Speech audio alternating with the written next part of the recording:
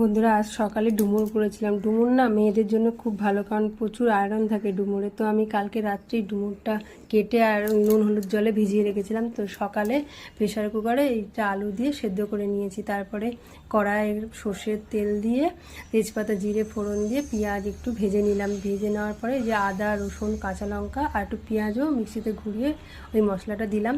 দিয়ে তারপরে হলুদ, নুন, চিনি, তারপরে হচ্ছে কাশ্মীরি মির্চি একটু রং হওয়ার জন্য দিয়েছিলাম।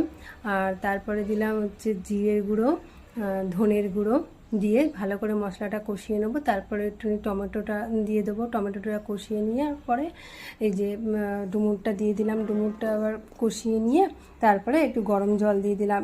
জলটা ফুটে উঠলে সানরাইজের গরম মশলাটা দিয়ে দিলেই হয়ে গেল। আর কেউ ইচ্ছা করলে ঘিও দিতে পারো। তো এই হয়ে গেল আমার ডুমুরের তরকারি। কেমন হয়েছে?